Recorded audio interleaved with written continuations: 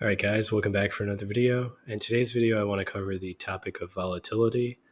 And there's so many price distinctions in the market that a natural question is knowing which one do I focus on, and how do I know which one to trade and which one to pay attention to? Well, essentially, that question could only be answered with the context of volatility in mind. And the only way to understand that is to understand what's going on in the high time frames. So if you guys follow any of my previous videos, I was looking at 37,151 as an invalidation on this level to be a monthly low. And we did see that as pretty good invalidation in the sense that, price hit this level and volatility picked up very dramatically, in fact. Um, so um, that's how that you want to frame everything within those high time frame concepts. And an important distinction is to know that when volatility is picking up like this, that's actually a good area to start operating closer within the market. So here, maybe you're on an hourly chart. There's a lot of price distinctions up here, a lot of price distinctions here, right? That if you're were playing more conservatively in this chart, you wouldn't have had a chance to trade that, right? So you do get a price extension fill right into that level, but you don't get an extension fill into this level, and you definitely don't get a retracement up into this level. And you see that pattern playing out. Well, actually, you do get a retracement up into the point of origin here. But then, when for most of the time, really what you're seeing is price just filling the extension. So price comes up, fills the extension, but it doesn't come up here to this level or do a deeper retracement. So in this area of the market, if you were looking for deeper retracements, right, you wouldn't get a lot of entries, right? It just is filling the price extension coming up, doesn't go up to this level or up to these highs.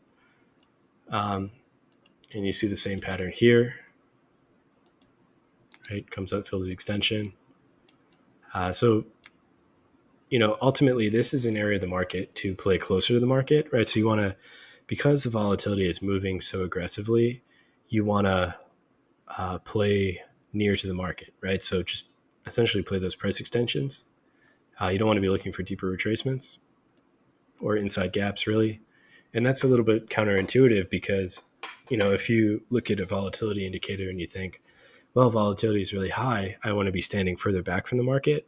Well, you certainly want to be standing further back if you're playing on the wrong side of the volatility, right? If you're trying to take longs when volatility is expanding to the downside, you probably shouldn't be taking them at all. But if you're playing it to the downside, the volatility is being expressed in one direction. So you're not going to get those deep retracements.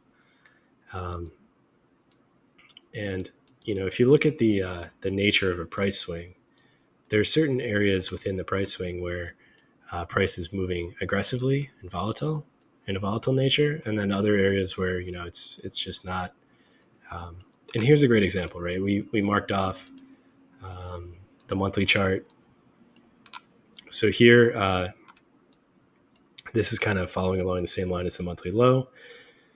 So price during this multi-month rally period, price was setting new monthly highs and defending new monthly lows. So it hadn't violated the lows for a period of several months, and it had just consistently been creating new highs until this month. And that's where I had an invalidation. So we'll go down to the daily chart, and you can see that here. So while the monthly swing was from here to here, the daily swing actually is here, but we're still paying attention from here to here, but we're still paying attention to the monthly level, right? And that's where the volatility picks up. And you see that very clearly, right? So this area right here was a very aggressive expansion, right? When price moved from this low liquidity state, it moved very aggressively for the liquidity above these highs right here, and then kind of based off it. And then at that point, mounted a little bit more of an efficient movement up towards the highs up here. So it's important to understand the difference between this phase of the market and this phase, right? This phase up here to this area was moving very impulsively up to that level. And then when it reached that level, it started to move more efficiently. And you can see that here, right? Price comes, it's retracing and filling in the highs, filling price extensions. And then here you get an aggressive move up, comes back, fills this extension. And then you ultimately get your break of structure here. This is where the things start turning around. And then you can see here, it comes down to this level right here and offers a reaction off that level. But then once price re-enters this area of impulsive movement, it moves very aggressively to fill the liquidity and essentially comes down to this point of origin down here. And that's a tradable level. Not only is that a tradable level, but it's also, from an opportunity cost perspective, it offered you a very, very quick movement in a very short period of time.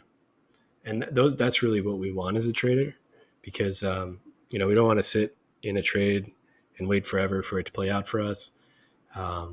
We want it to play out in our favor very quickly. And when you see things through that perspective, then you do want to enter trades after a inefficient volatile movement. But of course, you want to frame that in the proper context, so you're not entering on the wrong side of the trade. But if you can nail that component of your trading regimen, then you can really start to put time on your favor, and then compound your returns in your account very aggressively, and put that compounding interest in your favor. Anyway, I hope you guys like this video. If you like this content, please just make sure to subscribe to the channel, and I'll catch